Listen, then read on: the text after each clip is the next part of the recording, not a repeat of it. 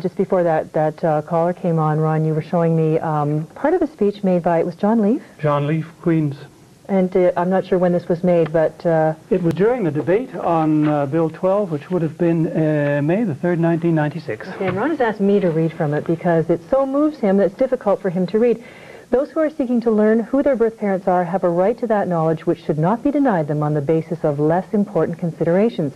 None of us asked to be here. Each of us has a right to know who it was who brought us into this world. He ended his speech with a call for a future where no Nova Scotian will ever again be forced to face the reality of turning around and looking behind them to see from whence they have come and to find nothing to look at but a blank wall. And that is truly a beautiful speech. You've obviously done a lot of work on this. Yeah, I find it. I'd like to shake his hand. I think that just says it all. I wanted to ask you, there were 14, 14 recommendations made. That was in 1994, I believe, in this province. 14 recommendations made by a ministerial committee looking into this very issue. And a very good cross-section of people on the committee. Yes, there was an adoptee, there were birth parents, I believe, there were several different people from different sectors, all looking at different viewpoints on this issue. Now, in 1997, when the new act came into effect, none of these recommendations were incorporated. No. And that report overwhelmingly, as did the debate on Bill 12, overwhelmingly was in favor of more openness. It's strange and to... And it stagnated. It's just stopped there. This beautiful speech by John Leaf, where's that, who is taking that forward, that noble thought and feeling forward?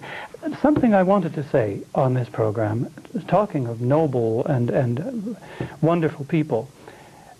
Internationally, Nova Scotia has had the most amazing press over the hospitality, the warmth that it showed the survivors of the Swiss Air.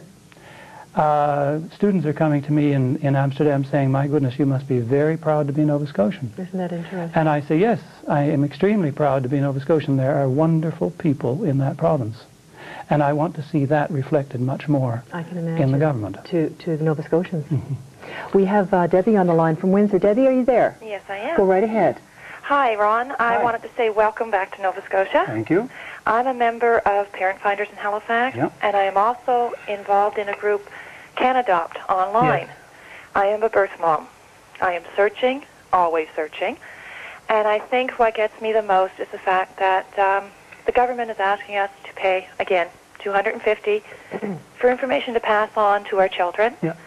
And one of the things that really gets me is I have a friend, and her family had adopted a girl, and that child died in the hospital because of complications that they could not understand because they were going by the adoptive family medical records. Right.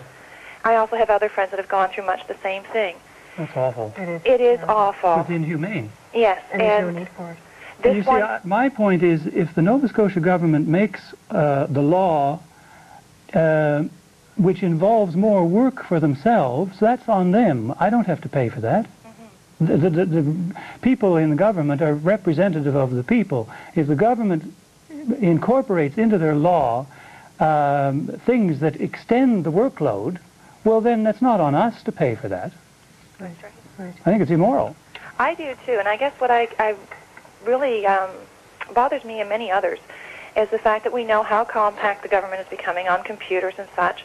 Why is it that when we ask for this information, we know all they have to do is press a key or go into a certain file somewhere, and it would probably only take 5 or 10 minutes. Why can't they do this? Unfortunately, we wanted to have someone from Community Services here to talk about this, and we tried several times, and they said they couldn't make anyone available. And that this is a perfect example of where they could better answer these questions, but I understand your confusion about that. We only have a few seconds left. Debbie, is there anything else you'd like to talk with Ron about? Nothing more than to say thank you, Ron, for standing up and bringing attention to this. You're welcome. And good luck. Thank you. I've had a lot of emails from you from Canada Adopt. Oh, yes. Enjoy reading them. Okay. Thank you. Ron, in the last few seconds that we have, what's the next step for you in this? I know you want to see changes. What are you going to be doing? Well, I've got a meeting. I had a meeting this morning with Jerry Pye, which I found extremely good. I've got a meeting with Jamie Muir this afternoon and with Minister Cosman tomorrow. Let's hope. Busy. Let's hope you're going to be busy. Our guest today has been Ron Murdock, a survivor of the Ideal Maternity Home in Chester, Nova Scotia, and an adoptee.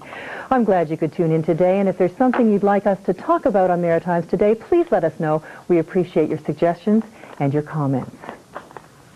You can reach us by phone, fax, email, or regular mail, and the information you need